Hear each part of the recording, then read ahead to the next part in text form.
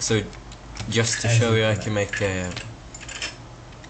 2 Golem Start, the usual start which you should do in a once game.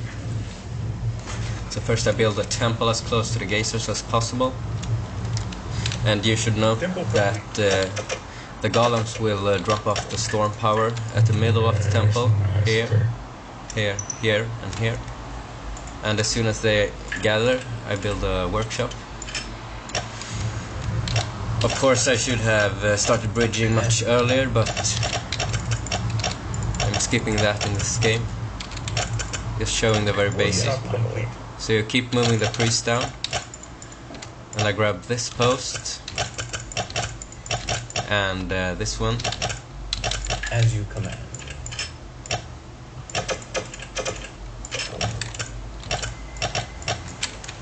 As you command. As you command.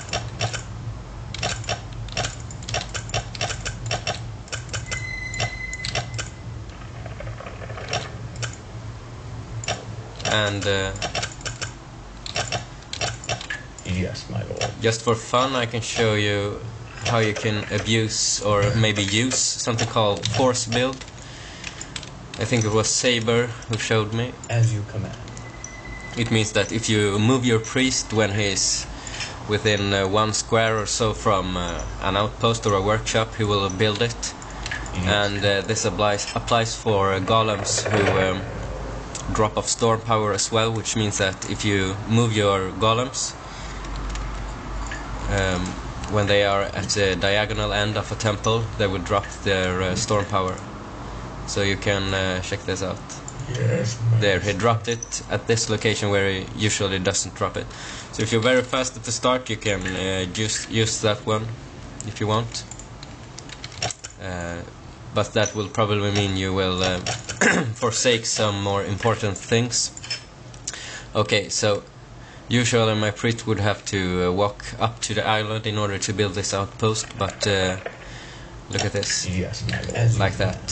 So you can use it in certain situations.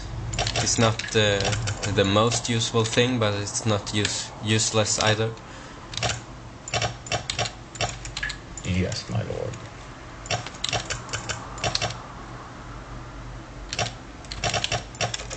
Yes, my lord.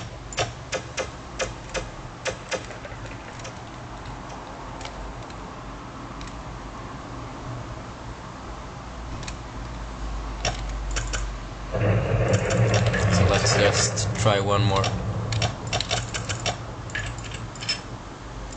Yes, my lord. Yes, my lord. As you command.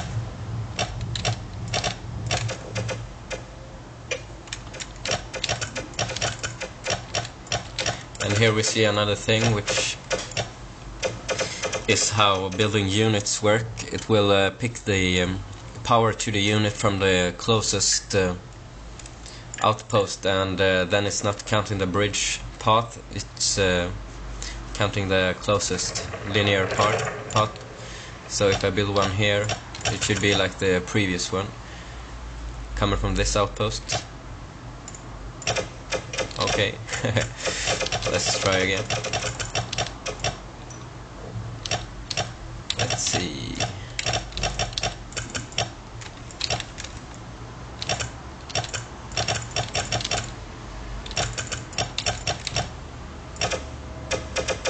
So it would really be faster from this way, but instead it takes this path. So that is a reason why you could benefit a bit from connecting all your outposts. And of course this is a very bad way of putting generators down. Also this, because if I would lose them like this, it means that my bridge segments won't be very good connected anymore. So this is a much better way, since if I lose that one, this bridge will still be intact. I call it frames, and You could think about that when you are attacking as well. You shouldn't build only frames, because it will slow you down a lot. But in this scenario where you can imagine the enemy post being here, and if I start building some of these like so,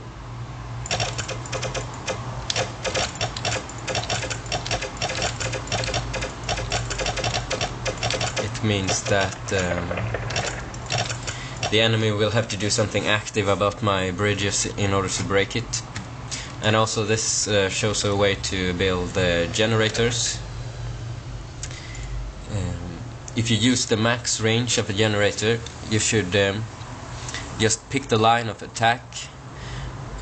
In this case, I want to be able to build crossbows along this path, so I place the generator at the far side of that line, which means that I will have power all the way between these two generators. And in this case I was also lucky by having a generator over there, so I will have some power here as well.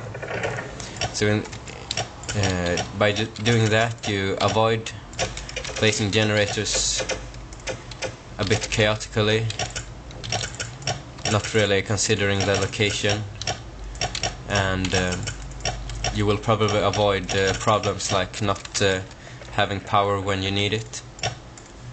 So just to show you the frames, if I make an imaginary attack here,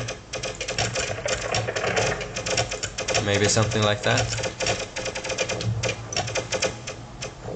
So say the enemy would destroy all my units like this.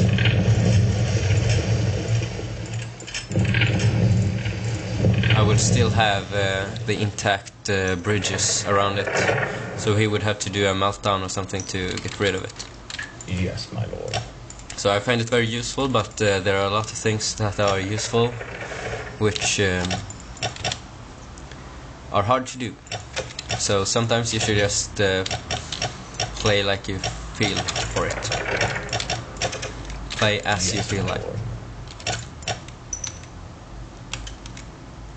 And this is the end of this demo.